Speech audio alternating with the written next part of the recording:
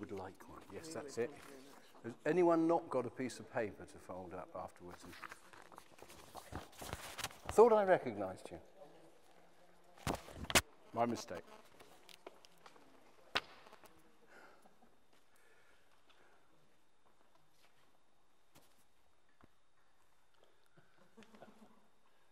Good evening. Welcome, everybody. My name's Peter Hanley. This is my other half, Karen. We actually manage the School of Insight and Intuition, which is sponsoring this astrology event tonight. It's great that you're here. You're going to have some fun with Derek. You always do. I think most of you have seen him do it before, but I love coming and seeing it. On a couple of serious notes, Karen you might eventually see on the website. You won't see me, you'll notice me, I'm in my smart fancy business suit. Because I work in the corporate world, but I have this world as well, which I think is great. And I'm looking forward to the day when people that are doing the kind of work that you guys do, the interest, it'll become more mainstream, become more normal. So there's another serious side, if you like, I think, to Derek's work, which is getting us some extra information, using it, exploring and having some fun with it. And that's what I invite you to do tonight. In the event that we do have to run out of the building, it's exactly where you came out. Our toilet's in here. Again, ladies is out there, gents is out that way.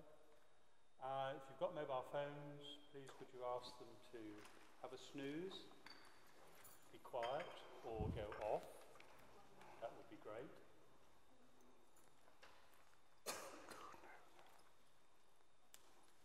And seeing as we're going to do some special work, what I'm going to invite you to do is have 30 seconds or so quiet reflection, sitting nice and cool, calm on the seat, eyes shut if you want, feet on the ground, coming into this space, leaving all your troubles and the outside world outside. You can always pick it up later. Nice, cool, calm, quiet.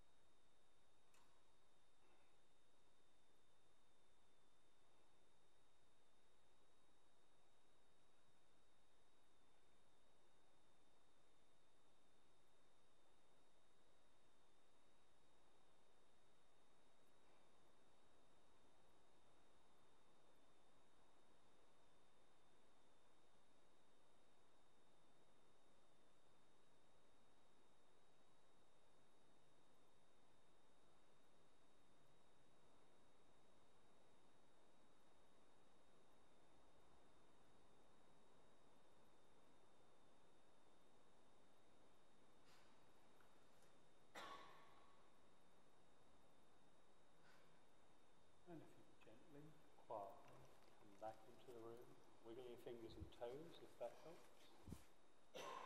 Welcome into the room and welcome. Thank you very much. Thank you, Bert. Thank you. Hold on. Good. I've just got one last thing to do before we switch on and see what lies in store for us.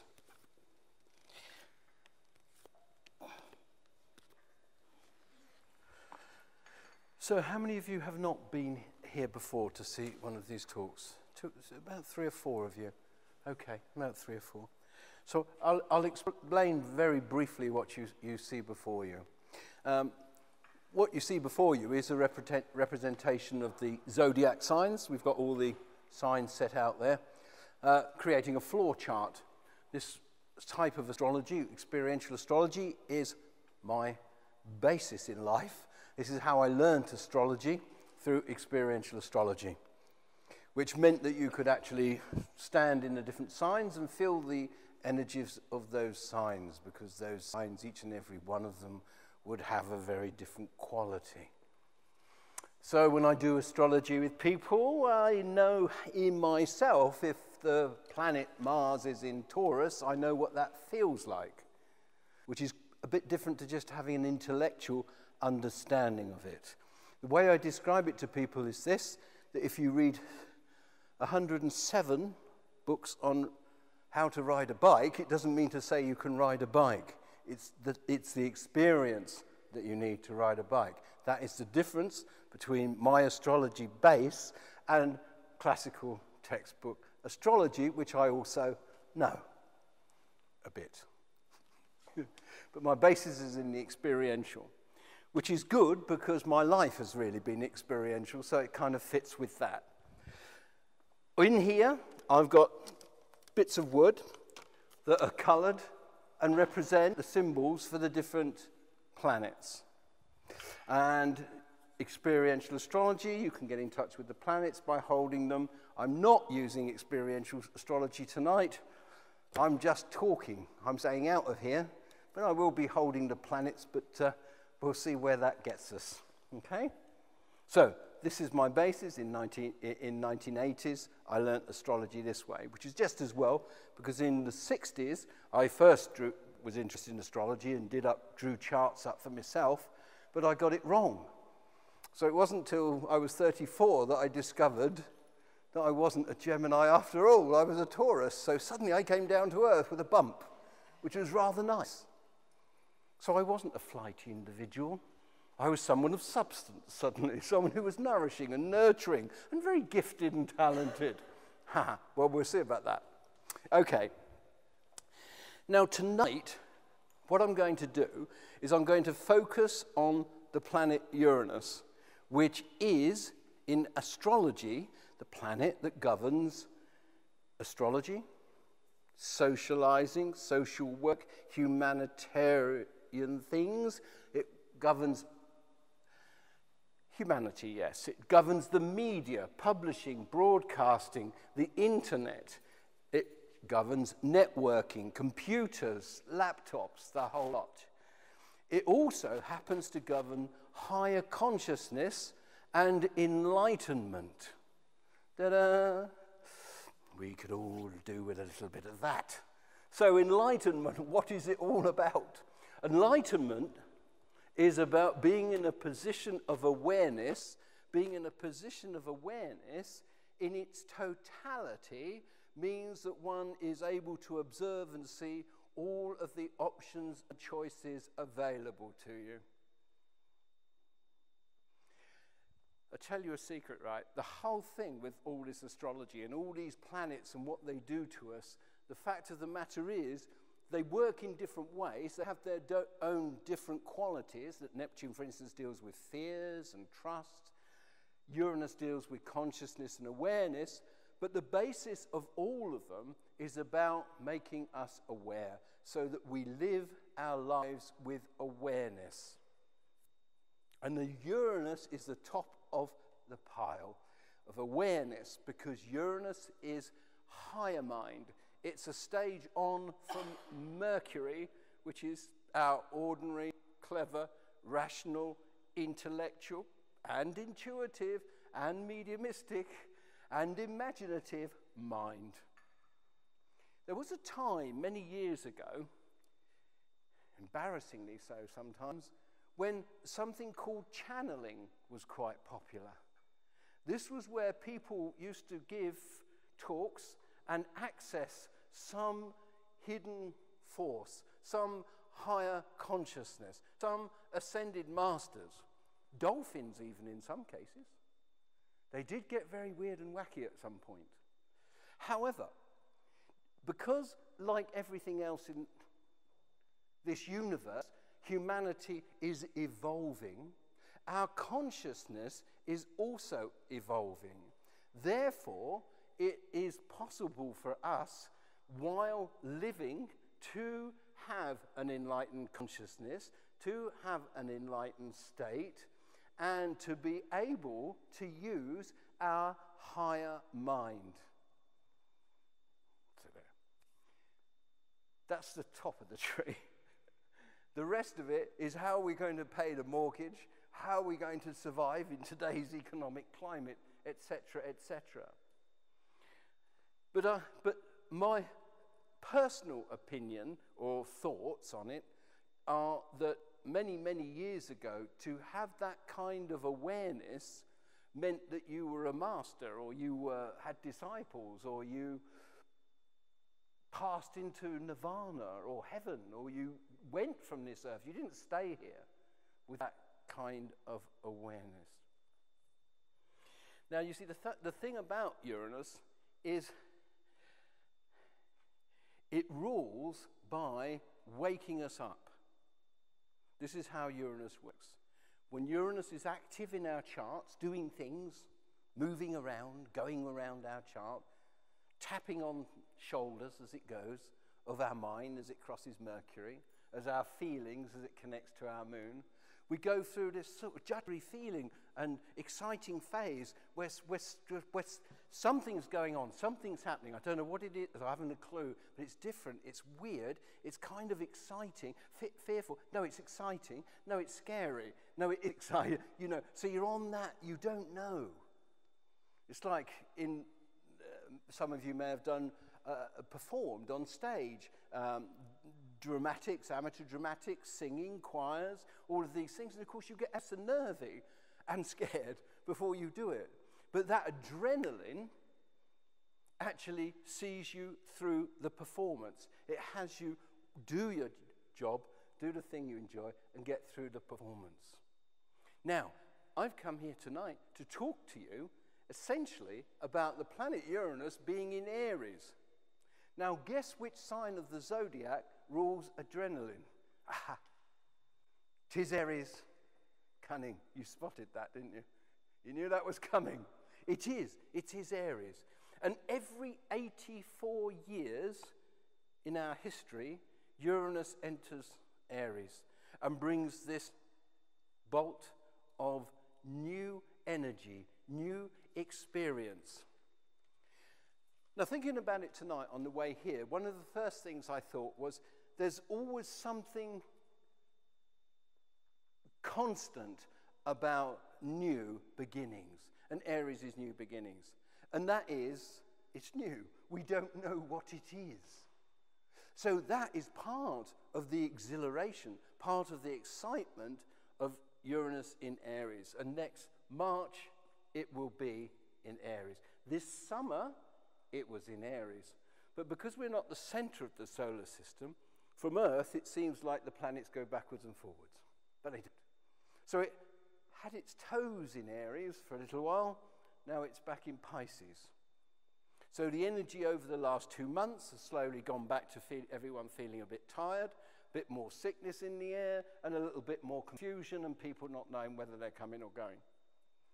And that is due to Uranus moving back into Pisces, the planet of choice and awareness, going into the sign of mysticism and dreams and sleep and confusion, and also Jupiter joining it there, the planet that rules knowledge, travel, philosophy, spirituality, all of these things. So there's been this big drop backwards. You know the underground words? Mind the gap. Well, that's where we are. We are in the gap.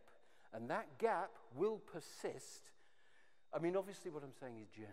Yeah, you might be moving next week, so fine. Don't worry about it. Don't put it off. But so we're in the gap until really next year when things really take off. Now,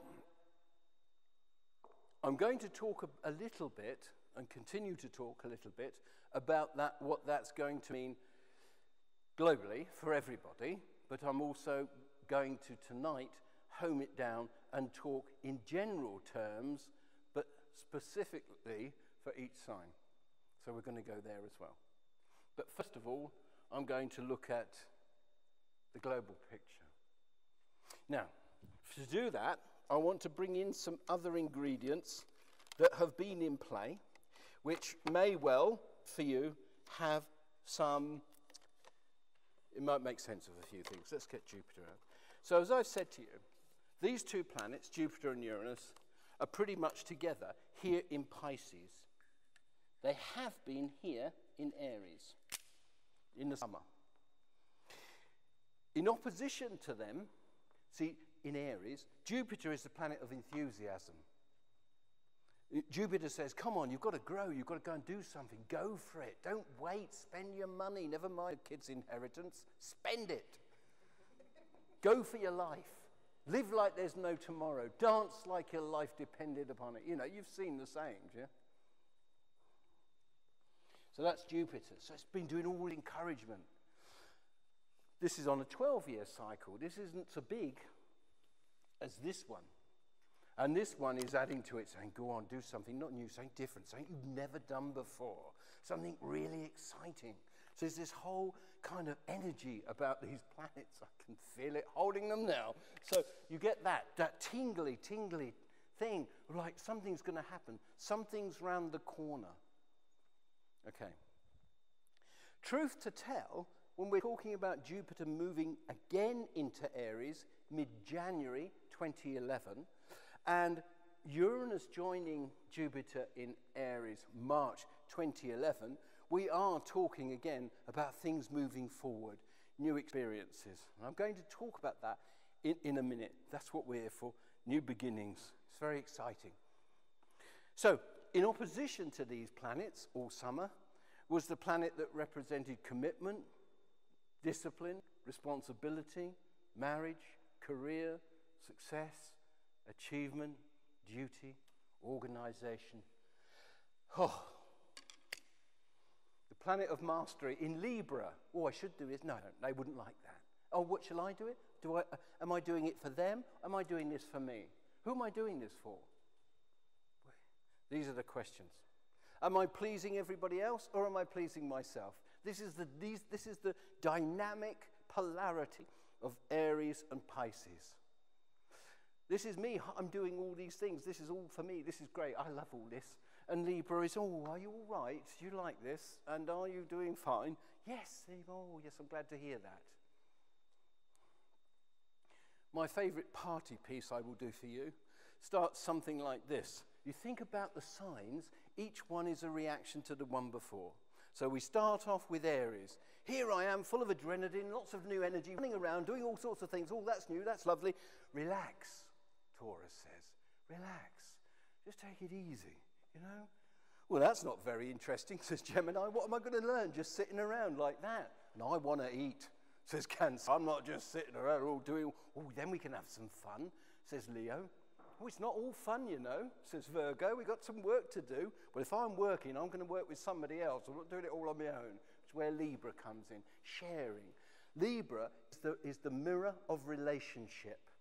Saturn is in Libra for over a year. It's there all this year. So, Saturn, the planet of mastery, is showing us how much we've mastered ourselves through the mirror of relationship. So in other people, we are seeing how together we are. Not them, how together we are. Where was I? So we've got other people involved. We're not doing it all on our own, Hannah Alison. And we come to Scorpio, so if we're going to involve other people, there's going to have to be some changes here, right? Scorpio, it all adds up to something a little bit different. Oh, that's taught us something. Now we've learnt, says Sagittarius, that is a little interesting. Oh, well, if I've got all this knowledge, I'm going to use it, says Capricorn. I'm going to achieve something. I'm going to use my ambitions. And once we've done that and got everything established, we can play around a bit and make some changes and be inventive. Then if we get tired, we can have a little bit of a sleep with Pisces and dream up some new ideas. So, and then we're back to Aries again. So we're back to where we were 84 years ago with humanity, with the world the way it is. These have been in opposition. They are still having a bit of a go at each other, and they will again have a go at each other. Saturn, Jupiter and Uranus. But we've also had this planet, which is the planet of death and destruction and power and intensity and rebirth and regeneration. Can't you feel it? In Capricorn, which it is every 240 years. So the position of Pluto in the area that world organization, world order, governments, bank accounts, bankers, finances, the stock exchange, housing, property, all of that lot has been in conflict with these all summer. Shall I sell? Shall I not sell? Shall I hold on to it? Do I need my money? I might need it for a rainy day. What am I going to do? Shall I invest? Shall I not invest? Oh my God. I mean, OMG. This is it. OMG, yeah. Text it. It's easier. Pluto. So there's all this pressure that's being applied. All this pressure that everybody's been feeling under.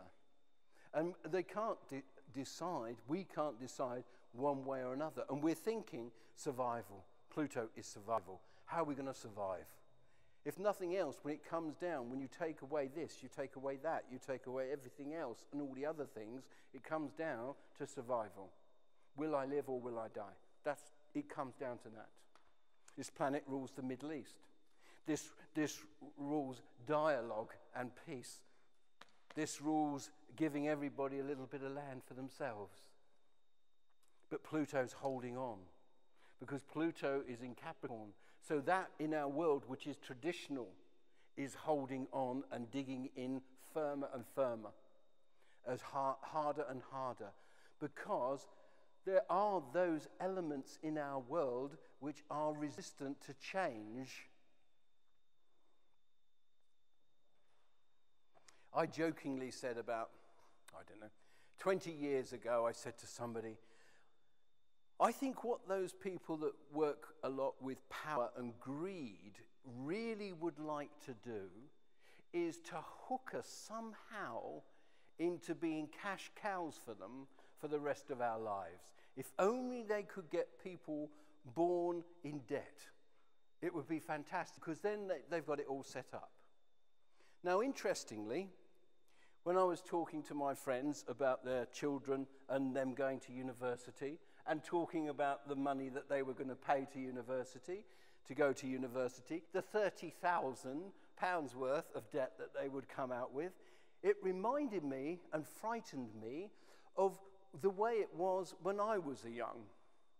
Because, I might have this recollection wrong in my head, but when I was young, I always thought that having an education freed you. Somehow having an education gave you more choices, more options to do whatever you want. But now it seems there is this pressure, this funneling. Now, at the same time, believe it or not, I am not judging that. That I'm saying that's the way I see it. That's the way it is.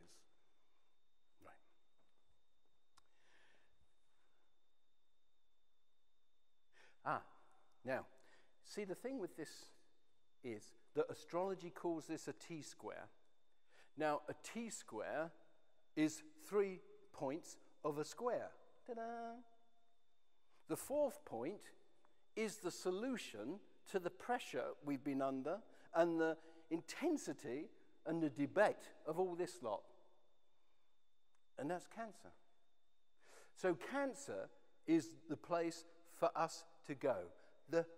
What we need to attend to is Cancer. So let's translate that to English. Sort out your house. Sort out your home. Be together with your family. Do that. Don't worry about conquering the world. It'll sort itself out. It'll conquer itself. You may play a part later. We don't know. But right now, look to those loved ones. Look to your parents. Look to the people that care about you. Look to the people that we care for.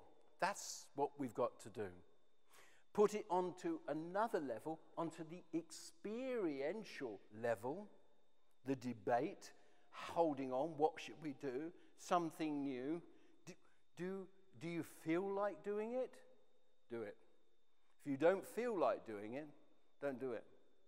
See, these pressures here are you should do this, you should do that, you ought to do this, you ought to do that. It's only sensible, really. It'll only be the best thing to do, surely. But we don't feel like it.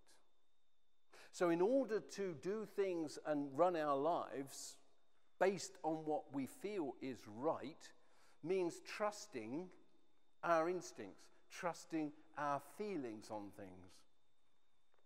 Tricky. Never a pretty sight. It can go desperately wrong, but I believe that is the way forward, to trust our feelings. I'm going to take a risk now and move this, bearing in mind where I am, and move to another level. And there's a big question here about God. These are questioning God. These planets are having us have a look at what we believe. Do we believe because we've done this, that, and the other that we'll get £200 as a pension?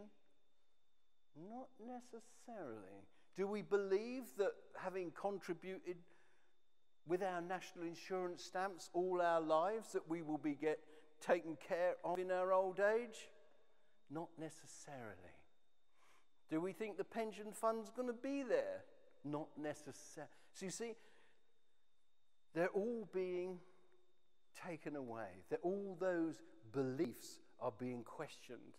So I've had people come to me and they've said, look, my job is absolutely killing me. And I've said, well, have you thought of changing your job? You know, it's a little bit obvious, really. Oh, no. In 5 years' time, I get fantastic superannuation. And I'm thinking, now, hang on a minute. You've got 5 years to run this gauntlet of this job. You're feeling your job is killing you. So, who are you going to listen to? I mean, this is where I say the question about God. Who are we going to listen to? Who are we going to believe?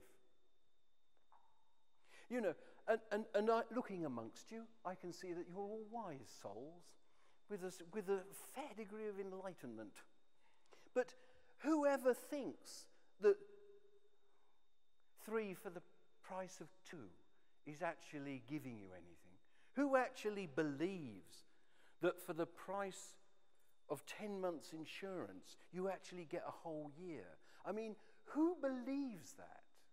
Did you know, for instance, that in Germany, they are not allowed to use the word free?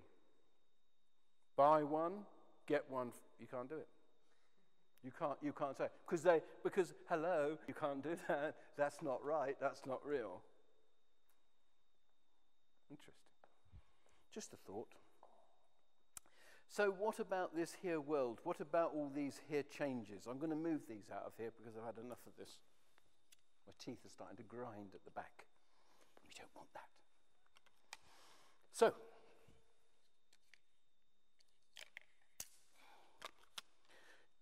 I talked earlier on about Uranus being the planet that rules by disruption, sudden things. Now, next year it's going to come slap bang into conflict with Pluto, at which, now my mind started talking to me now, at which point my mind says, man the barricades. Because this is very, very revolutionary. Now you see, it's a bit alarming watching what the French are up to, because they've got a bit of a track record when it comes to revolution. I can just say, it won't be royals that will be swinging from the yardarm, it will be the bankers and the politicians, me guesses. But I joke, of course, yeah. Ish. But so there's a big shake-up going on. And the shake-up for Aries is about, hey, individual rights, you know. Hey, listen, you Palestinians are as important as us Jews. And unless we as Jews can totally understand that, we're not going to go forward.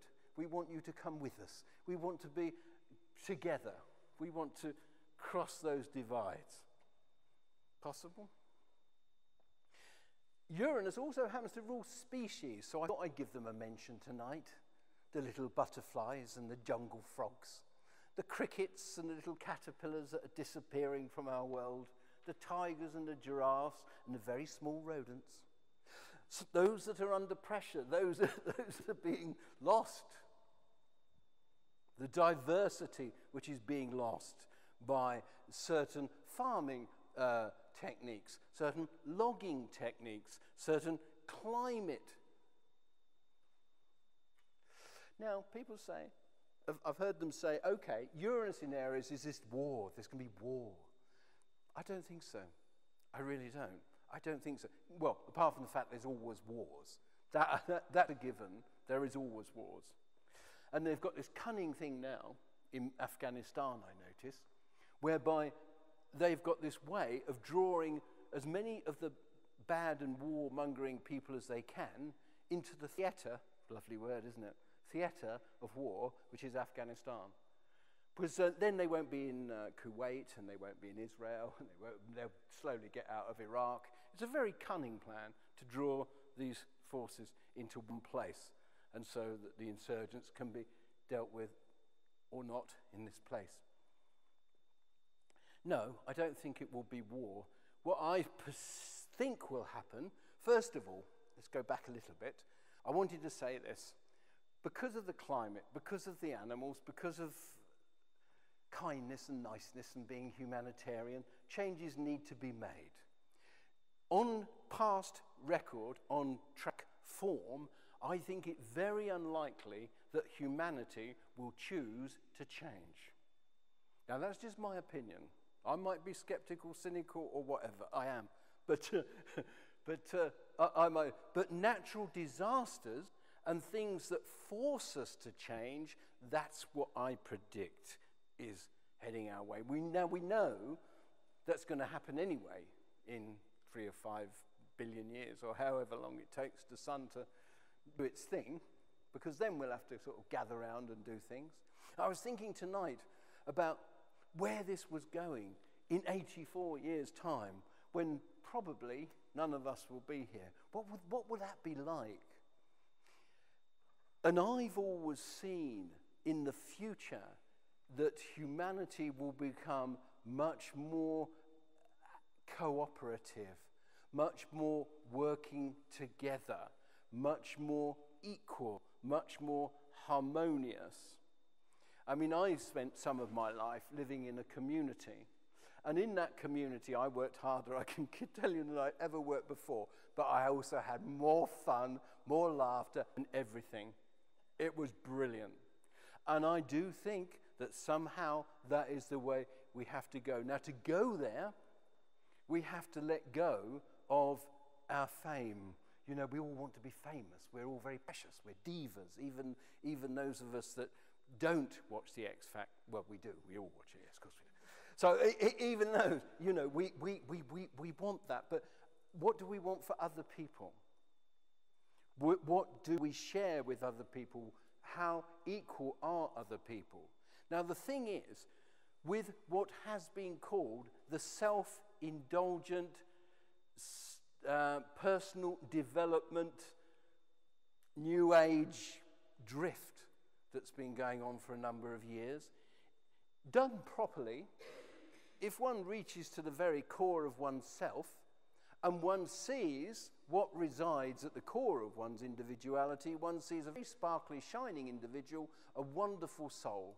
And if you do recognize that, you will automatically recognize it in other people. If we find how wonderful we are, we can't help but see it in other people. We ain't going to rape and pillage and create war, basically. So there is a purpose to all this self stuff, yeah? Apart from robbing the children of their inheritance. Now, so I think that there will be you see, the thing is that not only has the mentality of workers got to change, the mentality of the managers has to change. Not only has the mentality of the managers got to change, but the mentality of the workers has to change. Everybody's got to change. But we are heading for the time when this will be a very disruptive force, this clash. That's ahead of us. Wars, I don't think so. Trade wars, yes, definitely. And they're warming up now. Though that's where battles are fought now. They're fought over money and property. Well, money in many ways has, as Jesus very rightly said, taken over. It is now more important. Money is the new God. There was a couple of years ago, there was this, I saw this news program, and there's this person that had owed about £40,000, and they decided to write it off. You know, it was big news. And that's almost like meeting Saul on the road to blooming wherever it was, isn't it? That's a miracle. That is something. That is, wow. Get those credit cards out. Miracles can happen. But as the Beatles said, money can't buy you love. So we're back to the family again, yeah? Cancer. One more thing in general, before I ask if you've got any questions. The thing about the awareness that Uranus brings us, and will bring us in Aries, it's a bit like when, for all of us, it's a bit like leaving school. And we are in a position for a time. It's going to be in there for 2019, actually.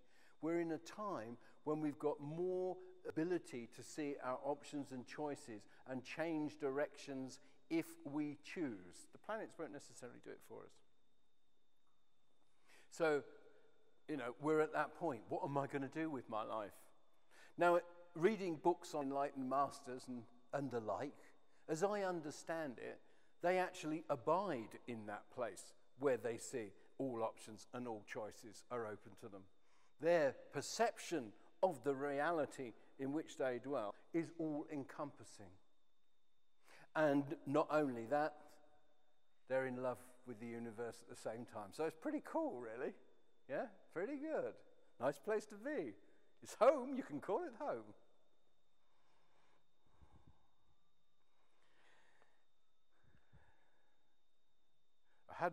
I know most of you have heard this story, but I can't pass this occasion without saying it because it's so relevant. And that is, somebody came to me once, a lady, and she said, look, these things you're telling me, all these transits, all these possibilities, they're great, but I can't do it because I've got to look after my kids. I said, no, you have not. Put a little label on them, drop them around the police station. And she said, oh, no, I couldn't. I said, no, you're looking after them. You're choosing to look after them because you love them. But you could dump them. In any situation, mostly, there is choice. Now, her choice was from her heart, from what she felt. Of course she couldn't. She's a mother. These are her kids. She couldn't do that. Yeah? But in all things, we can choose, or we can be in a position of seeing what our choices are options. The opposite of this, okay? The opposite of the choice, the consciousness, is Saturn, which sounds something like, I have to do it. I've got no choice. I should do it. It's my responsibility. I've always done it. I feel bad not doing it. Don't think I can possibly not do it, really. See, in life, remember? See, I'm being very extreme there. But as a general rule, people stop here in life. As a general rule, people don't pass this one. They get their marriage together, they get their parenting together, they get their career together, and they grow old and die. Except some of them, before they do, go just a little crazy, and they don't care what colour they're wearing or whether they're dancing in the street, because they've given up, always necessary for Aquarius, don't worry about what other people think. Yeah, that's the message for Aquarians and Aquarians. So there we are. But why wait till we're old? Why wait till dementia starts setting in? Why wait for that moment to be free, to be rebellious, to do the things that excite us, to surprise ourselves, never mind everybody else, but to surprise ourselves? Why wait? It's effort needed. It's hard. But as the aged population grows and grows and grows, maybe we'll be able to find more eccentric, I still sort of look twice when I see someone that looks my age, listening to you know, the Rolling Stones or something. I think, crikey, well, I suppose they're the same age as me, really. You know, I kind of, you know, Grateful Dead, never heard of them. Oh, crikey, do you like them? You know, it's all this. So, you know, because as we know, we all know, the part of us that looks out on life doesn't age. There's still the little you looking out on life. But hang on, it's got a bit wrinkly, isn't it? What's all this? You know, see, our perception doesn't age. Our perception doesn't change. The library of experiences that we have to call upon, to use with that awareness, with that perception, that's changed. Because those are our life experiences. Yippee. Can you remember, right, when you was a kid and you were in the garden and you were about 3 or 4 and Mother would say, lunch is ready. What? Lunch? Again? This is fantastic. Here I am just getting on with my life and suddenly there's lunch. This is brilliant. You know, out of nowhere. I can't believe it. This is fantastic. Because life was exciting. It was new. Now, if these wise and wonderful, enlightened people and sages and masters are to be believed, they see life like that. So why can't we? I don't think we've got to sit on a hilltop, do we? And I think kind of bringing it down and down and down to me and you know, we can meet people in the post office and we can smile and laugh and have a joke with them. We can be ourselves. We can be authentic. Otherwise, what happens is, this is where the humanitarian bit comes in, we go out and we go around town and we amongst all these people, and we go home and we haven't met a soul. We haven't met anybody. All we met is all these individuals, all in their own dream, going along, you know, and we're like that as well. We're all in our dream. But suddenly, somewhere, for a moment, you break through. Something happens, something exciting, something different, something spontaneous, which is Uranus, yeah? I don't know if you've ever had this happen, but in a couple of instances in my life, I've been in accidents or traumatic situations. I don't know if you've had that, but your mind thinks 1,000,000 times faster than Google. In those situations, yeah? Google, forget it. You're here, my mind. I'm thinking all these things. Fantastic. There was once, for instance, in a nightclub. And in this nightclub, I was part of the staff. And one of the girls who was one of the staff was talking to this guy. And this guy was getting threatening with her. And I was behind. And he was like this. And I thought, all in a space of like a millisecond, Google mid-second, you know. I thought, is he going to hit her? No, he's not. And at this point, another chap who was also working there stepped in, and the bloke broke his jaw. Now, that's what I call a good call. But, you know, you've probably all had your own moments, traffic accidents, when everything starts to go in slow motion. And they tell us that we're only using so much of our brain. Our brains are fantastic. They must be better than Google, mustn't they? Because they made Google. It's logic, isn't it? Must be. Got to be.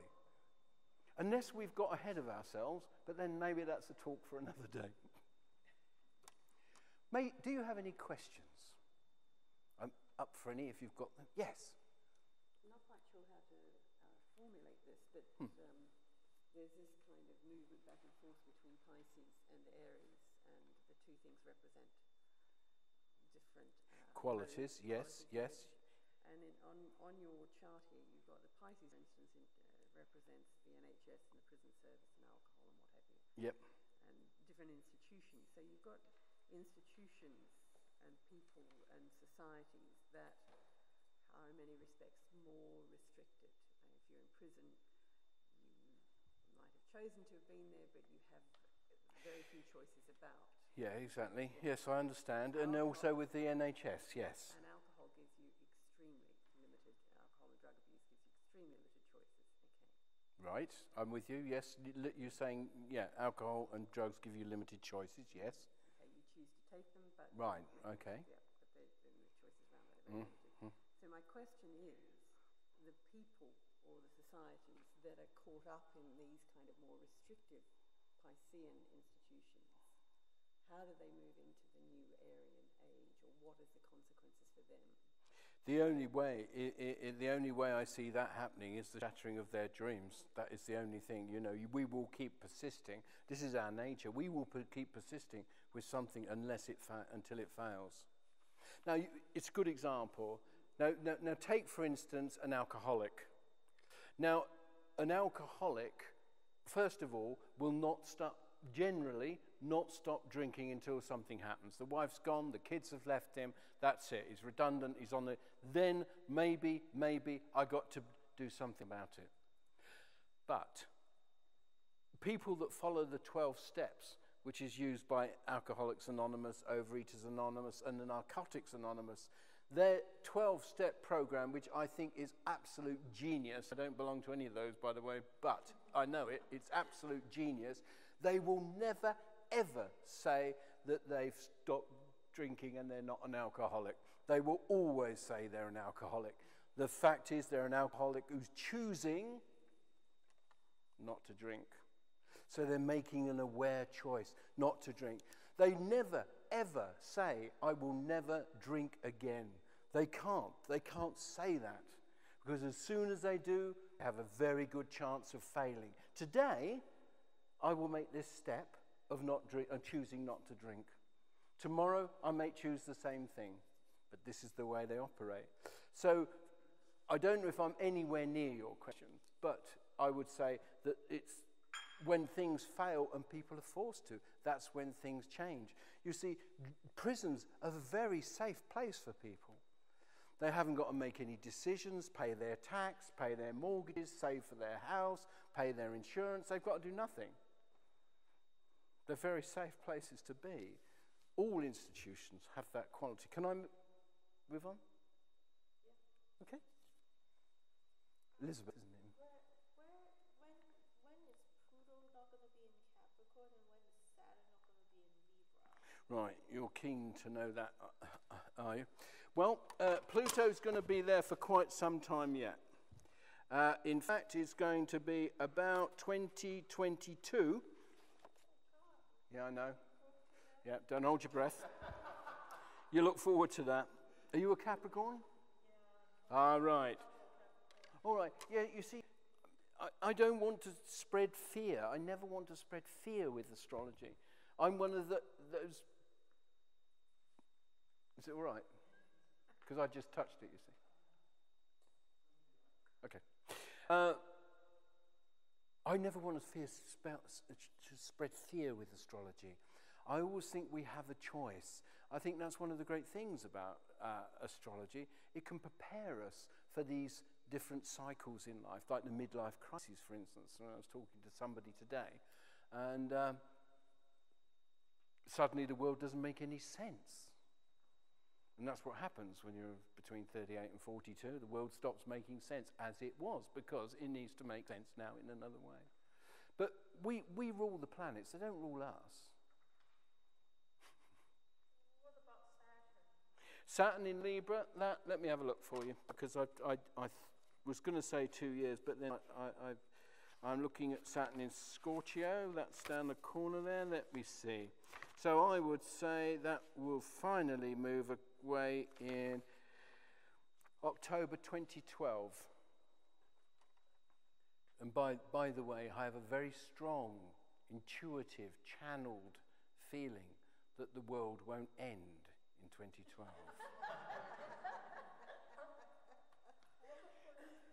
Mind you, having said that, I've always also noticed that just when people give up on scaremongering, something comes and claps you around the back of the head. So you never do know, but I think not.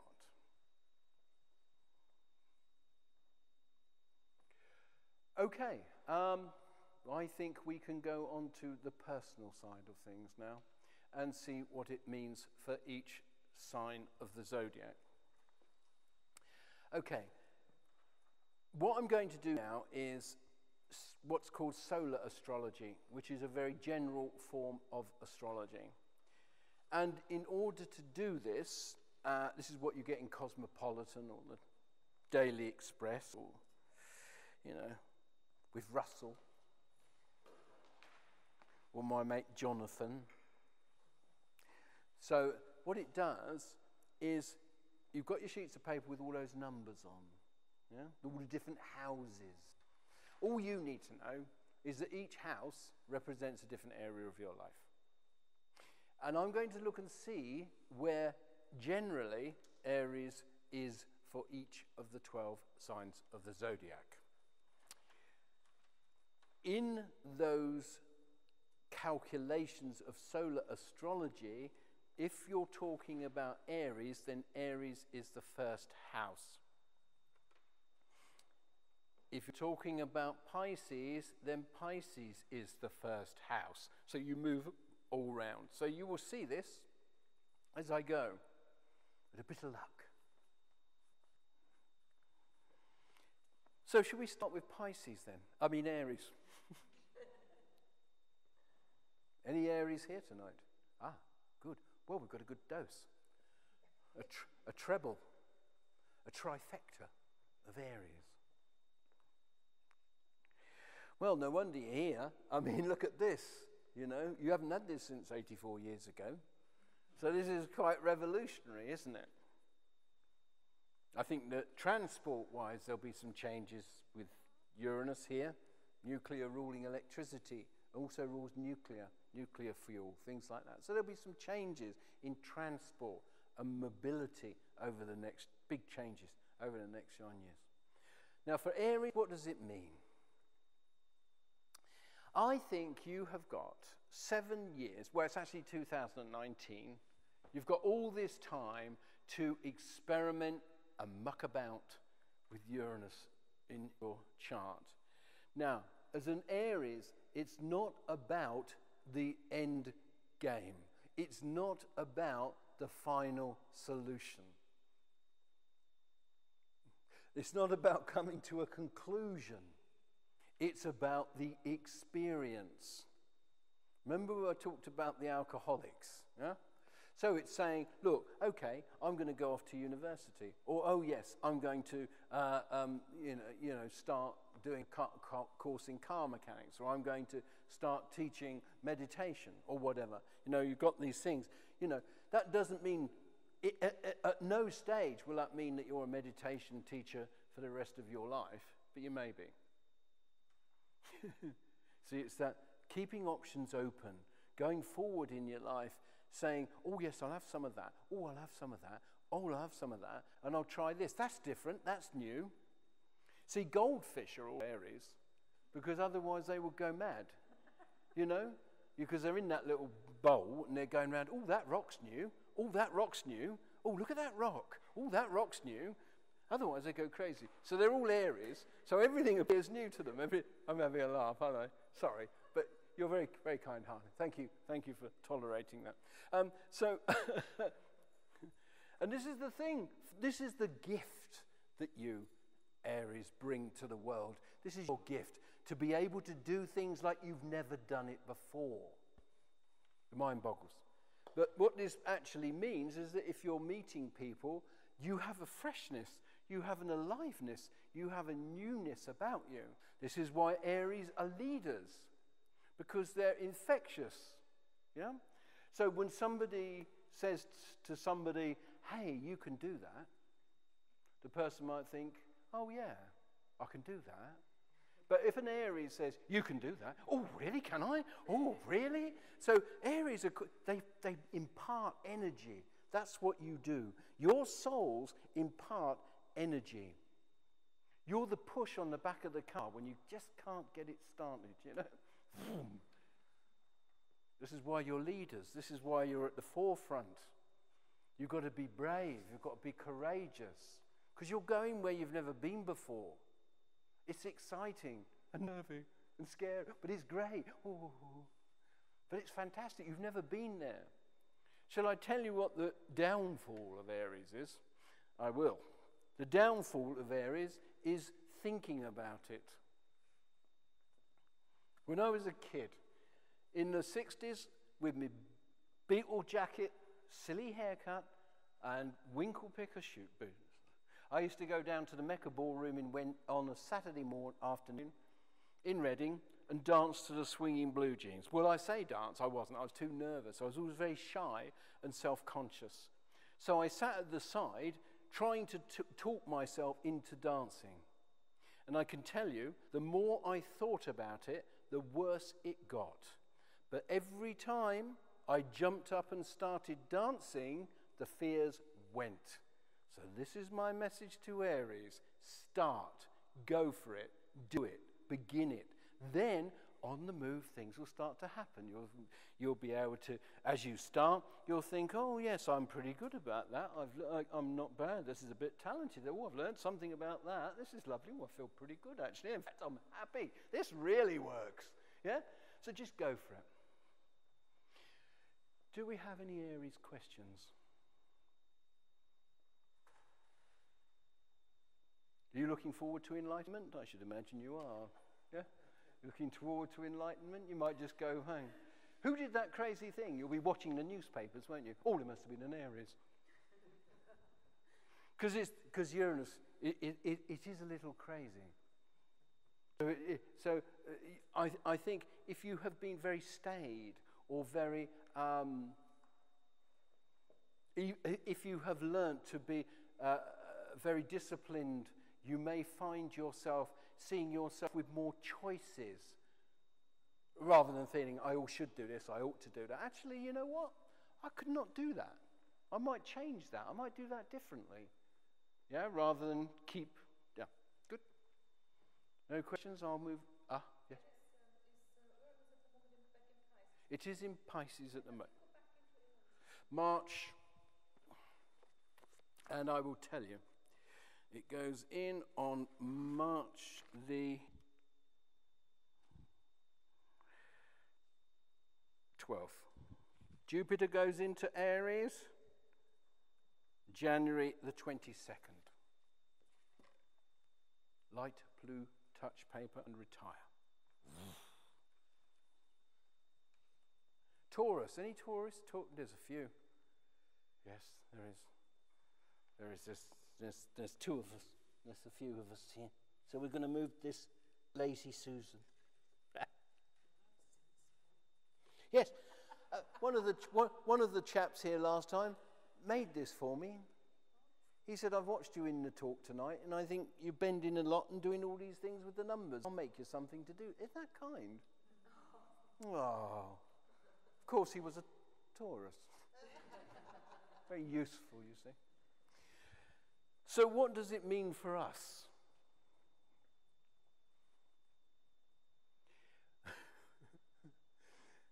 Well, the first thing that comes to my mind is that for Taurus, this is the area of the unknown, the intuitive, the psychic world, the mystic world.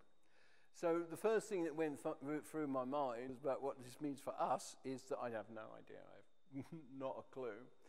So there is going to be a lot of how can I put this into words? Sometimes we sit down and we think, oh, well, next summer I'm going to do this, and then I'm going to do this course, and then I'm going to do this, and then I'm going to do that. So we've got all these plans, right? I think with Aries, it's more like, oh, right, this is happening, is it? Oh, crikey, oh, yeah, okay, they're fine, thank you. Oh, yeah, all right then, yeah. So I think life will kind of take us. I think events in our lives will start to snowball and take us. It's the planet of choice in the area of fantasy and dreams. Oh, that sounds good, doesn't it? No, sorry.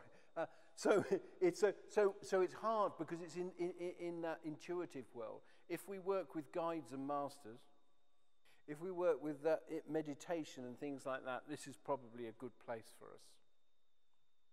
It's actually quite exciting, but it's not. But Taurians have been known to be fond of control. I said that very sweetly, didn't I?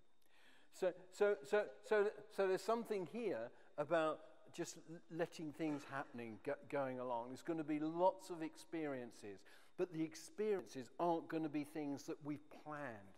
I'm going to do this course, or I'm going to do this workshop weekend. and learn about this.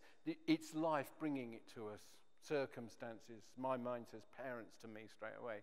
But yeah, I know that. But I've got things with my parents that I'm sure will be an experience of I've never had over the next few years. Yeah. Yes, again, there's one. So what is this about the first house, second house? So is Aries governing Taurus's second house? No, 12th. Oh, the other way around. Oh, yes. It moves that way, you see. Yeah, there you are, look. The Aries is going to stop there, and we'll have 12 there now. And in a moment, we're going to go to the Gemini crickets. So Aries governs the 12th house of Taurus? Yes. Yeah. Now, the thing about this general astrology is that it does work. So all Taurians need to do the work that they like. All Taurians need to focus on the creative world and being creative and productive. All Taurians need to love their family. See, all these things are true to some degree. Any questions, Alice? So we're on to Gemini. Do we have any Geminis? Ah, brilliant. Excellent. We like to have an example. Right, so when we look at Gemini, it's come into your area. You're going to like this.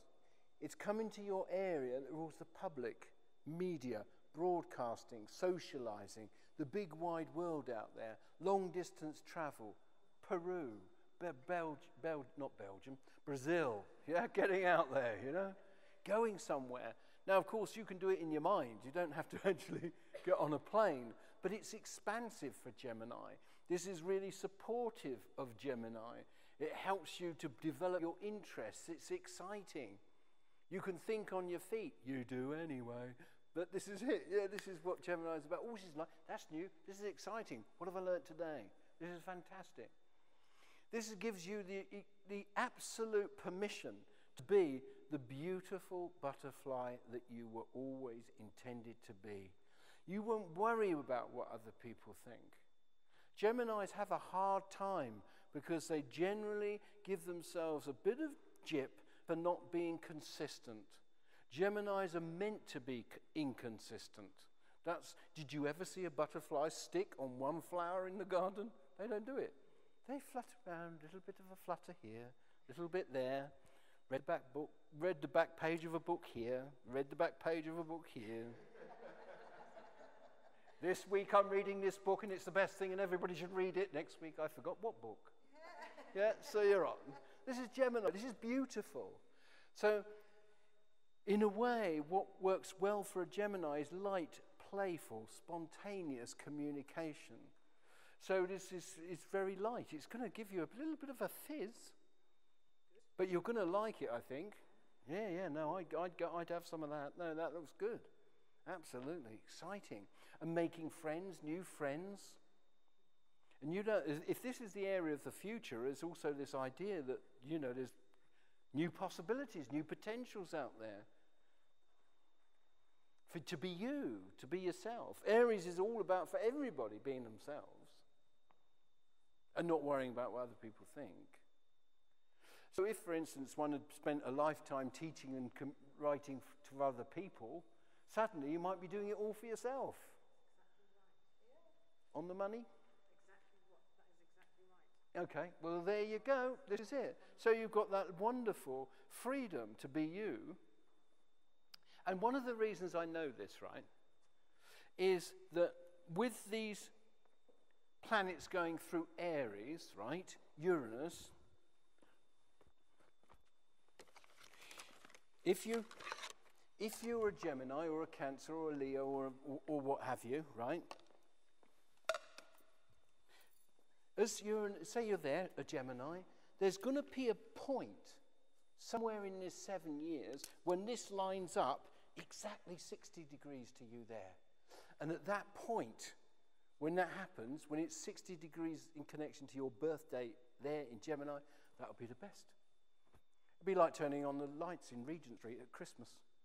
Wow, I can't believe it. This is so exciting. It's lovely, it's beautiful, it's fantastic.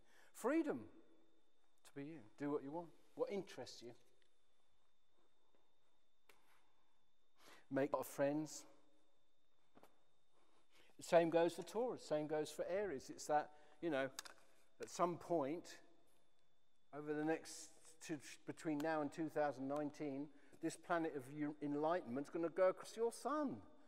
So there you are, shining. Suddenly, you're famous. You're on TV. You can hardly believe it. This is so exciting. And you will get more and more recognition.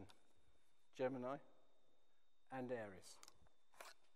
Don't know about us Taurus. I think we've got to plod on a bit, Go with the flow. Go with the flow. We'll be right. She'll be right. She'll be right. Do we have a question? A Gemini question?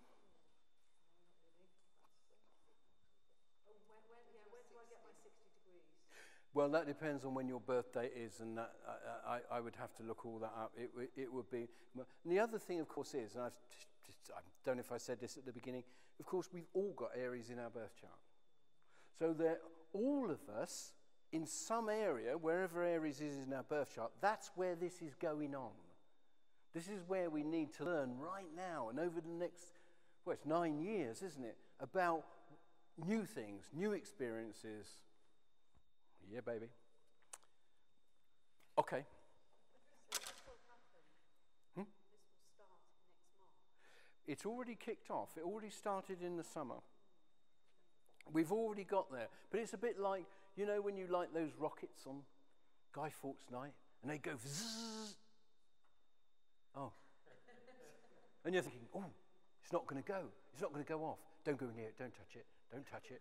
No, don't go near. Oh, yeah. Should we light it again? Oh, I don't think so. Give it a while. Give it a while. Give it a while. Well, we're giving it to next January, March. Then our little rockets will be off again. Yeah? Now then. Can I ask something? Yes. You just said wherever Aries is in your chart. Yes. So with the Taurus, then you're saying that it's the 12th house. Yeah. For Taurus as a general rule, what I'm saying here, but in your birth chart, it may well be, it might not be in the 12th house, it'll be in another house. In your individual birth chart based on the time you were born. So that's the only when new things happen. Yes, indeed. Are we all right? Are we ready to move on? Cancer? No? Oh, say what we like then. Brilliant. Oh, what? You have? Okay. Yes? No. A Cancerian daughter. It's tricky. It's tricky. Because we got that thing. We got that square. And she's had trickiness anyway. Because we talked about this summer, didn't we? All that trickiness. So what is she going to do? Is she going to tend to the garden or light a fire? What's she going to do? She doesn't know. She's in a little bit of a dilemma. Now, when Uranus goes into Aries, it will encourage her to move. It will encourage her to do things. Now, okay, this is the thing, right? One of the things about Uranus is that it says, make the choice, and this is particularly true for Aries, make the choice, and you can change it if you like. It's not for the rest of your life. This is what you can choose now. And I think there's a great hesitancy about going forward. And for Cancer, it would be home, it would be family, it would be these things that were really important to your daughter. Yes?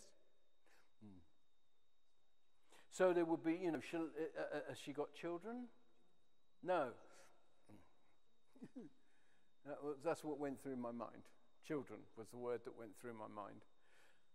She may decide to have children, When is going to be the right time to get married? When is going to be the right time to have children? When is the right time to study, to get a degree? When is the right time? When it feels right. So I've often said to people, and I still do, if you've got sometimes the best thing to do is to decide not to decide. When you feel like it, do it. But if you don't feel like it, don't bother, put it off. There's no, If the Lord, life, God, the universe, has a plan for us, it will also give us the feeling to do it in the first place. Because if it ain't giving me the feeling, I ain't going nowhere. That's the way I work. But I trust that. You know. I remember, years ago when I was kind of working all those dynamics out in my head, talking to my friend about some offer that had come my way. And I was on and on to my friend Jane for a couple of hours, and after listening to me, she said, well, do you feel like doing it? And I said, well, no. She said, well, don't then. Oh, cried out, but, it's like, hang on. I had a lady who was 83, actually. She was a client for years, and she always said, well, this psychic told me I could write a book, and you said I could write a book, and everybody's telling me I can write a book, but, I just don't seem to be. And I said, well, don't do it then. When you feel like it, do it. And sure enough, 86, she's suddenly up in the middle of the night, and she's writing this book, and she's done a whole lot, So these planets making your daughter feel like things are a lot more life and death than they actually are. That's another thing. I think that's true for all of us. Any question in particular? Cancer question? She's been very ill, and I just wondered Okay. if there was Right. Okay.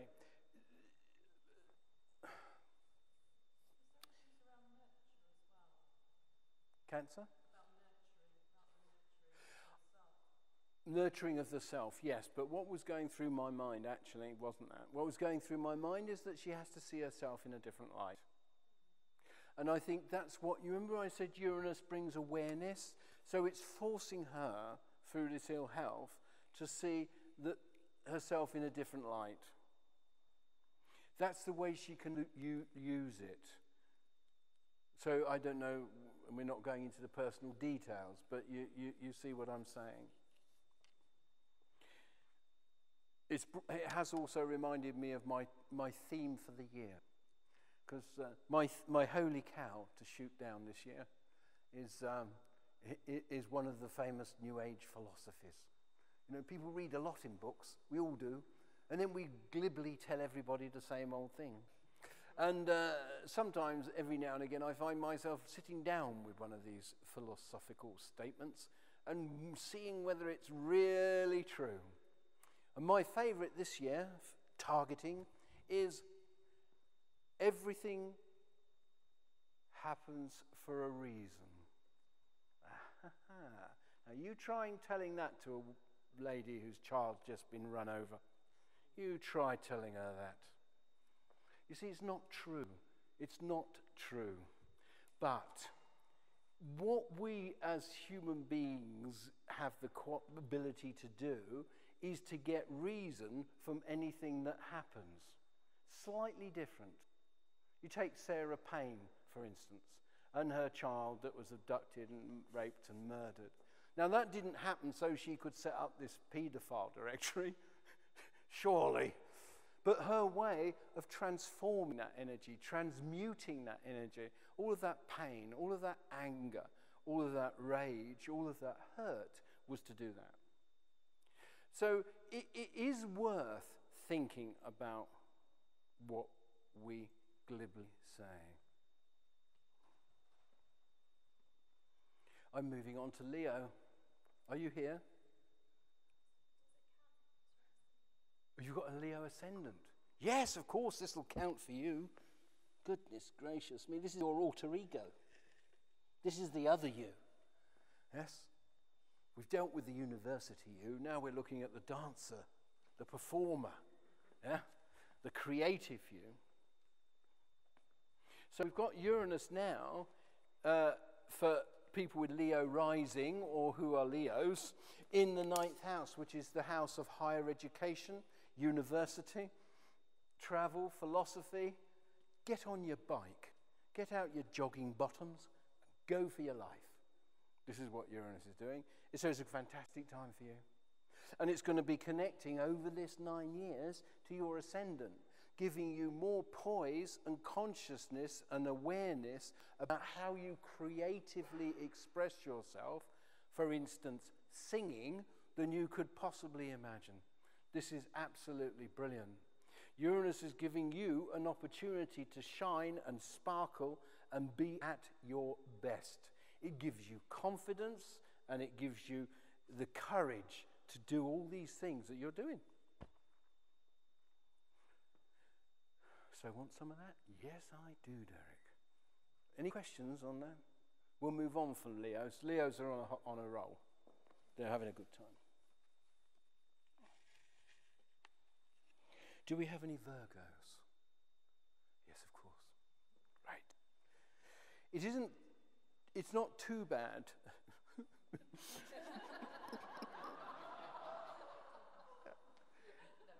Ah, you see. It's good, isn't it? Yeah. Just takes a word. Bless you. I shouldn't have fun at yours. But yes, it's actually all right, because the 8th house is the house that rules joint finances, the needs of other people, inheritances, but and investments and those things. But so wherever Uranus is for us, we can expect the unexpected. That is. So you might have some uncle come out of the blue, brown bread, suddenly, lots of money. There you go. Exciting, isn't it? Brilliant. You know, anything could happen. But what on another level, for Virgos, being the 8th house is the deeper connections that you have with other people, the deeper involvements that you have with other people. It is that area of counseling, therapy, and therapeutic things. So you can expect a change in the way that you experience yourself when working with your gifts and talents with the needs of other people. Yeah? So in other words, you may walk in and, you've always sat there, you tell me what you want, you tell me, and instead of that, you might find yourself saying, look, I want you to just do this. Be more assertive. I think Uranus, wisely or foolishly, is going to make us all more assertive. It has its good points, yes. But being spontaneous and being in the moment is very good with awareness and wisdom. Being spontaneous in the moment without those ain't quite so.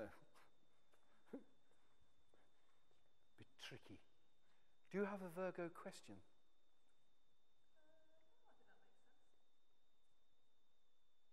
I think that makes sense. Good. So perhaps, also bringing in new things, trying out new routines, new experiences, perhaps working with people in a new way. It's a strange thing, but because Uranus rules groups, social work, networking, we could say that it works. Oh, I'm working at in a healing practice. I hire a room and work it in the healing practice. Then I come back to what you said earlier. It's actually moving away from that. It's moving more into what we individually want, not what suits the whole practice. It's almost as if we've done our, we've done all our apprenticeship with all of this lot. Well, it's funny because it's been in there already, so I've had a taste of that. You had a taste. So I kind of understand what you're saying. Makes sense. Okay. Yeah. But that was good, your point. So we're moving from that into more of being more assertive, running our own affairs, doing our own things. Because obviously, if you're in prison or you're in a monastery, then you're very much a part of that community, and individuality, which is what Aries is and Uranus are about, doesn't count for so much. Do we have any Virgo questions? Oh, good.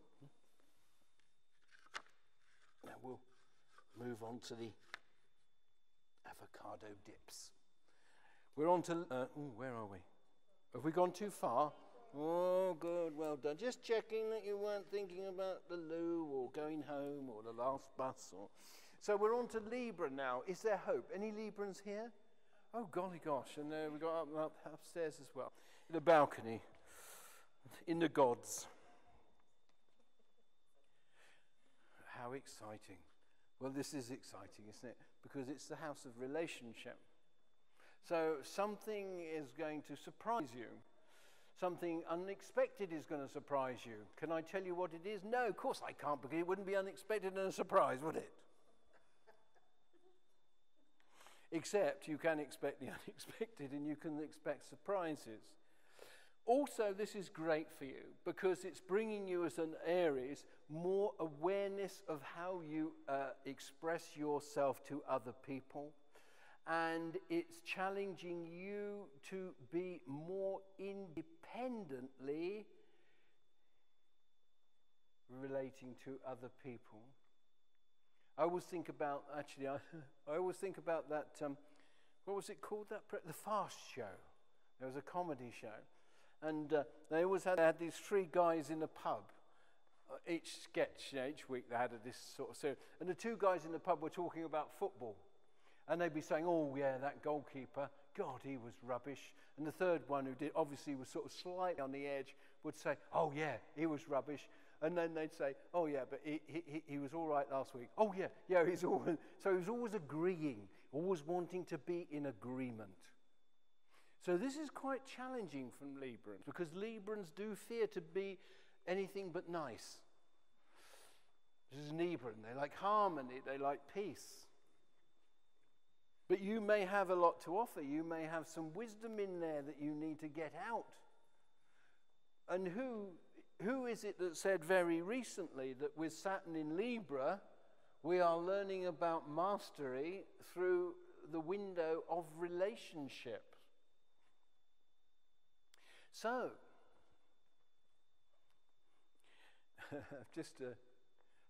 so in a way, people are learning about themselves more through you. People have always learnt about themselves, got what they wanted through you anyway, because you're a Libra. But you are becoming more aware of them doing that. Yeah? So where people are taking you for granted, scary, scary monsters. This is about to change. You're going to surprise yourself at least, but you're going to surprise them as well.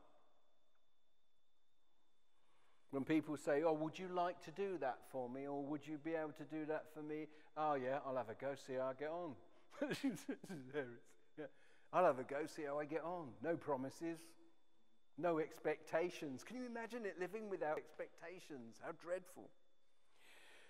But I think it also gives you a chance for you to see in this relationship with others how much you actually know, how wise you are, how enlightened you are. Because I think you know, don't listen to this, Aries.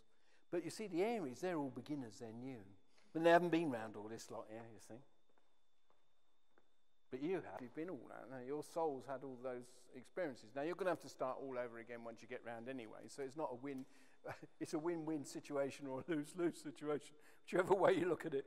But no one's better than anybody else. But Libra, this is time for you to see how original you are, to become more aware of yourself through relationships. And if you are in any way stuck or restricted or limited in relationship, watch out. Because this is the rebel. Uranus is going to bring out the rebel in us all. Never mind cats in dustbins. This is going to bring out the rebel in us all. We're going to be outrageous, to be shocking. I mean, some of us, bless us, we've been very nice and courteous and calm since we were 4. I mean, probably, I don't know about you, but I mean, a lot of people have never rebelled. I meet people now, and I'm sure you do, in 40s, and say, God, I know, I say, well, were you like this when you were a teenager? Oh, no. I never rebelled. So watch out for the people that never rebelled, because they're going to go crazy. This is good. This is good. They're going to be doing it. You know, cats, dustbins, dogs. I don't know, traffic. You know, it starts. There's no end to it. Do we have a Libran question? I kind of do. Oh, you do. Mm-hmm. Yes.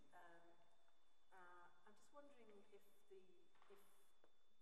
going to calm down a bit for Librans. They're finding it a little bit difficult at the beginning of all this, a bit unsettling. No. So.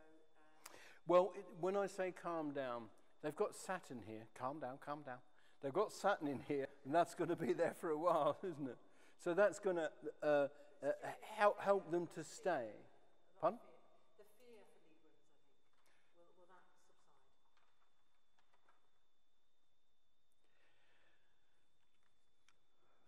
subside? I don't know. You're talking about an individual case, and my mind's not clocking it. I don't know. The thing, I think Saturn helps you because the lessons that they're getting kind of rock. They stay with them. You know, I've learned that lesson now. I've learned that lesson now. I've learned that lesson. That's what Saturn's good. To have Saturn, they're very fortunate to have Saturn. I love Saturn. It's my darling. Oh, right. So you're saying that it's good to have Saturn in Libra opposed to Millennium? I'm saying that Saturn's transit of Libra, the journey of Saturn through Libra, is going to be good for Librans because it helps them to mature and become aware of what they've mastered in life, particularly themselves. So they become aware of how good they are at this, how good they are at that, what they like with this, what they like to eat, who they like to be with. All of these things, Saturn brings that maturity and wisdom. It's good. Oh, so you're on. Oh, crikey. How exciting.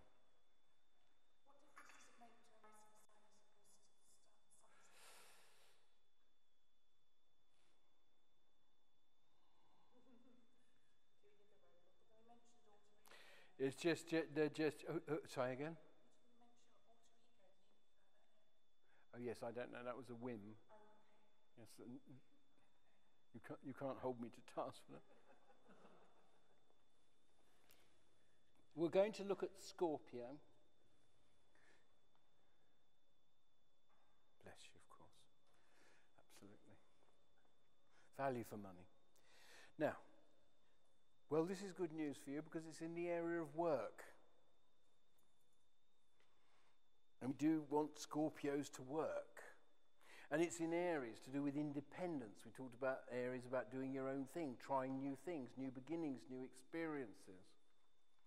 Getting into it, giving it a go. You can change if you want. Don't listen to that music and not dance. Get up and dance. See, as we start, as we move, as we try things, as we experience new things, we become aware of whether we can or not. So it's making you quite Aries, like in the area of work, health and healing. This is brilliant. It's quite exciting. And it could bring a sort of new quality to you and what you're doing. Freshness. Did you feel that in the summer a bit? Do you have any particular questions vis-a-vis it? Could you say a bit more about the health and healing? The health and healing aspect of it, yes. So we know with solar astrology that for all Scorpios, they need to learn about Aries when it comes to work and health. We talked about action. They need movement. They need energy. And they need to move. This is what's good for Scorpios. Scorpios never benefit from sitting on things.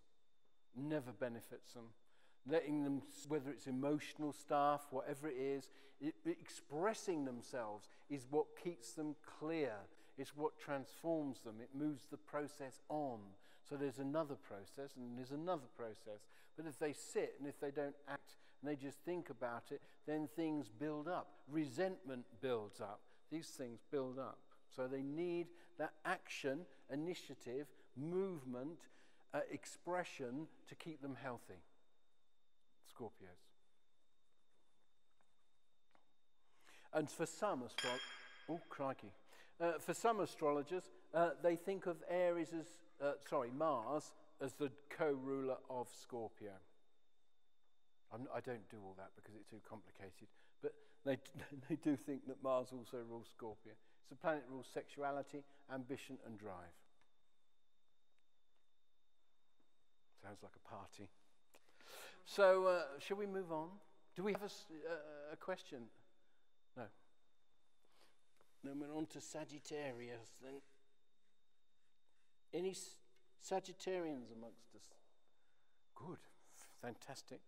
This is the best news going, really, because this is this is the house of creativity, play, children, pastimes, hobbies, confidence, creativity. Uranus is saying, go for it, go for it, go for it, go for it, go for it.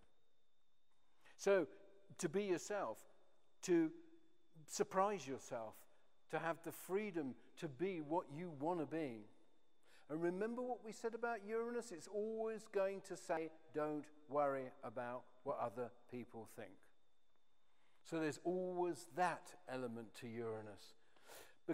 And in Aries, it's about action and initiative. It's about going places, doing things which you love as a Sagittarian anyway. In other words, in my mind's saying, and this is all about you. It's about what you want. This is actually the area of children. But this is all about you. What do you want? Go and surprise yourself, excite yourself. Do you have any hobbies, any pastimes that you want to do? You know, it's almost like, what's the name of that? Some of you may have heard the expression magical child. Some psychological new age type sort of psychobabble sort of thingies work with the magical child, which is a part of us. You even get cards, I think, magical child cards and things like that. If you want to think about Uranus in Aries, the inner child. Yes. Well, the inner child cards? Yes. Well, the magical child is Uranus in Aries. That's what it is. It's the magical child in us. It's the bar. You know what I was saying? Lunch, again. This is fantastic. Oh my God. OMG. There is a rainbow. I can't believe it. It's raining. Look at the rain. You know that part, they're excited and things were going on. I remember, I've got to tell you this. I had a client once and I did this chart and I'm saying, all these things here, this makes you, this is unique. This is what makes you the unique you. And she said, yeah, well, everyone's unique, aren't they? Oh, it's so funny. I said, yes, but it is something, isn't it? But the better one to illustrate that, I've got to say it now, because I'm on it, is the Monty Python one, where Life of Brian, where Brian's out, they're all outside Brian's house. And Brian's trying to say to him, go away, leave me alone, you don't need a Messiah. And he says, go away, don't leave me, you don't need a Messiah. We don't need a Messiah. He says, no, go away, go on, you're all individuals. We're all individuals. And one of them says, I'm not. And they all look at him and he says, oh, yes, I am, yeah. Brilliant. And of course, I laugh at myself because when I was a teenager, I rebelliously wore what all the other rebellious teenagers wore, and they still do today. And it was just a little bit crazy in those days. Crazier than today, believe it or not. Never mind your bum hanging out your trousers. Now, I've seen worse. Do we have a question? So it's going to be great. It's fantastic, surprising, exciting, novel, brilliant. Capricorns. Yes. Something is a-stirring home. So this is great. So go home, have a look at yourself, write down all the things that you know you are and that you know that you're not, and prepare to be surprised because something new is happening. There's going to be a shift, a transformation, a change, courtesy of Uranus, courtesy of Pluto, courtesy of Jupiter, courtesy of Saturn. Your life is on a big point of change. Where, I don't know. Career, ambitions, love, relationships, yeah, all of those. Yeah, the lot, actually. everything. I mean, you're bombarded. And this is very interesting because Capricorns, you know, they don't take kindly to this, Aries, because it's all a bit new. It's not what we're used to. You know, they do like to know where they are, Capricorns, and they are very successful because of the support structures that they have in their lives which allow them to succeed. But this one is saying, oh, I see. You've built a house, says Uranus. Right, now, will that withstand an earthquake? So you can expect yourself to be challenged. Challenges are good. When you're 1-year-old, 2-year-old, 3-year-old, 4-year-old, 5-year-old, 6-year-old, 7-year-old, 8, you know, it's all challenge. Everything's challenge. We lived on challenge. We grew through challenge. But it was a shock to me when we came to the 11 plus. I have to tell you that, because up until then, I thought it was all about chasing girls, country dancing, and melting wax crayons on radiators. I had no idea. Honestly, I had no idea. Because suddenly, there I am, I'm 11 years old, suddenly the future matters. Suddenly I've got to do this exam because of, so I've got to think about the future. It was a nightmare, it was terrible. I collapsed straight away. I failed the 11 plus. I couldn't do it. It was too much. I was enjoying the moment so much and having so much fun. They took it away.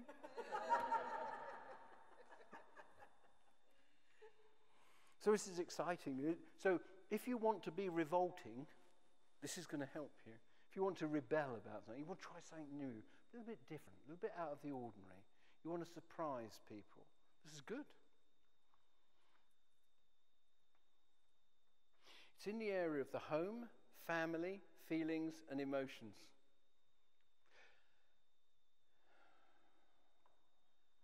So do you express your feelings? How do you express your feelings? Are you free to express your feelings? Are you free to do what you want?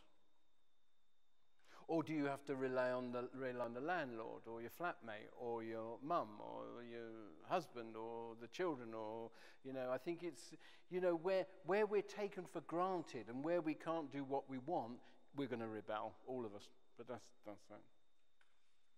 Personal freedom infringed, as Monty Python said many years ago. Something like that. Do you have any Aries, Capricorn questions? Well, you've got till 2019, but at some point that will be in conflict with the sun in your chart, which also happens to represent the father. But there will be a point there when what I've been saying will be very meaningful. It would need looking at your birth chart. It would mean looking exactly when your birthday is, and then I could tell you. So what do you mean by conflict? In conflict, Capricorn energy comes in like this. Oh, I better be careful in here. Capricorn energy comes in like this, and there we are for the Lord. So Capricorn energy comes in like this, and Aries energy comes like that. So they don't get on. If they're side by side, oh, I like you, I love you, and they all get on, sextiles and trines in charts are wonderful. But squares, one energy comes in at you like this, and the other energy comes in like that. Oppositions like that or like that. So the energies don't naturally melt together.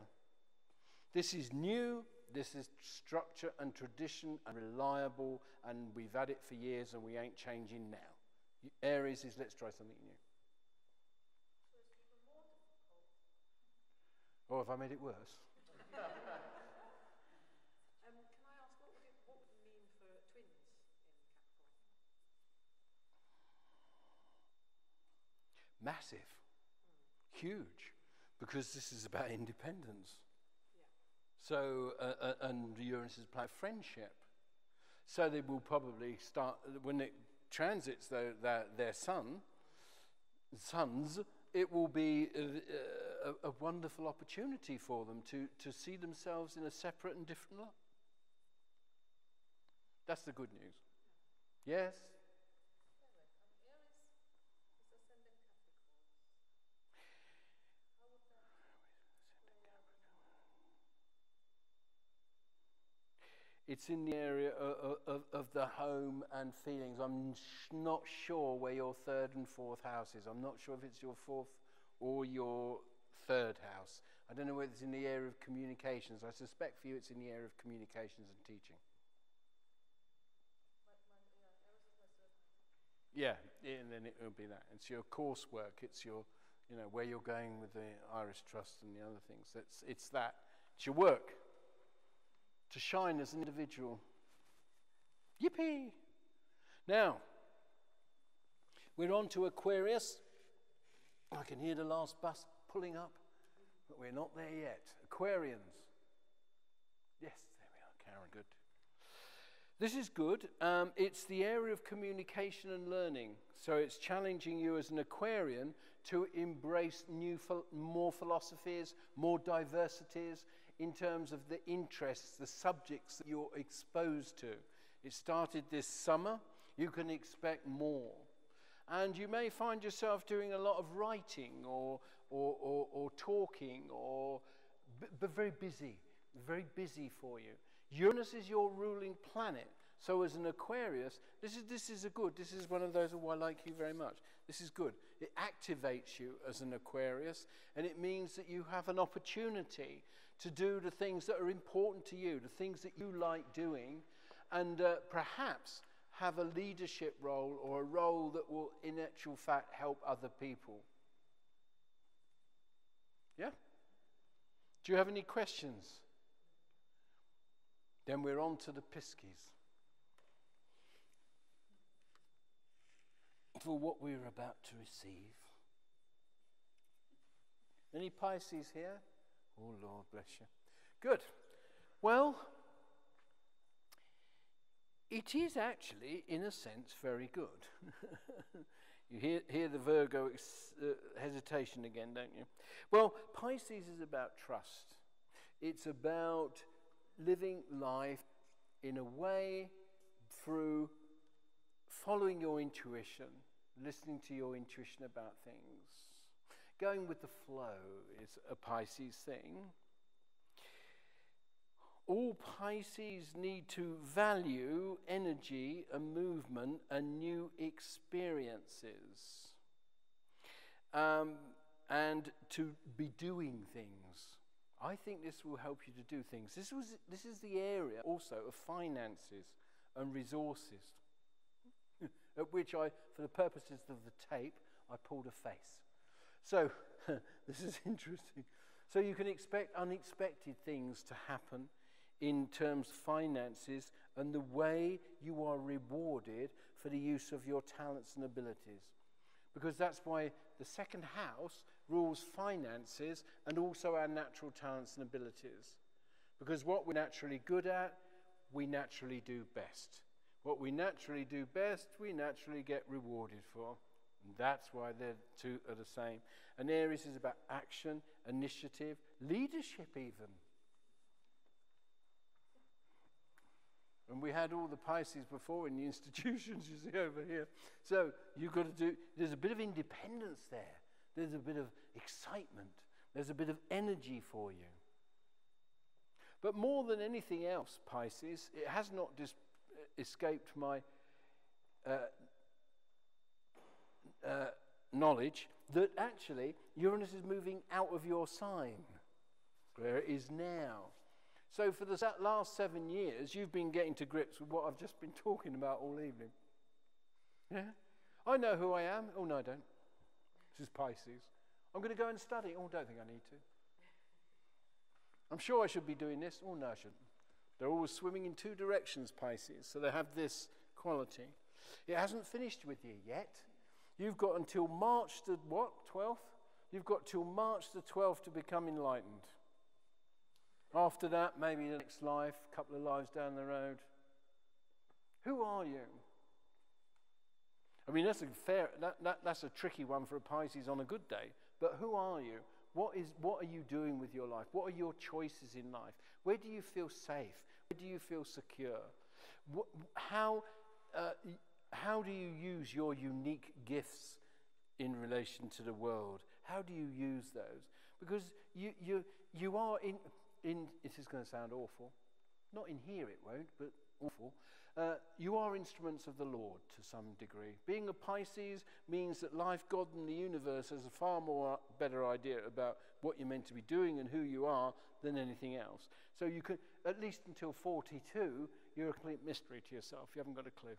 After that, after the Neptune square, which happens at the age of 42, life seems to make more sense. And as the clouds go and the fog clears, you kind of realize that you're quite happy as you are. And actually those fears and those imperfections that sometimes bugged you have gone, disappeared like mist on the moors. How wonderful. Now you've got this exciting opportunity to do with all that wonderful courage and fearlessness that you've embraced. Because now you don't you can't worry too much. Yeah? Good. Be bold, be brave, be brassy. Go for it, Pisces. Because you've got nothing to lose. Bob Dylan. when you've got nothing to lose. And this is the Pisces Aries, you know. Any Pisces questions?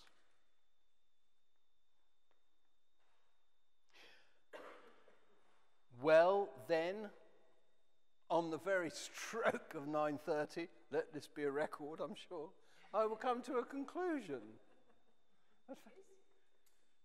The end of the evening. That is my conclusion.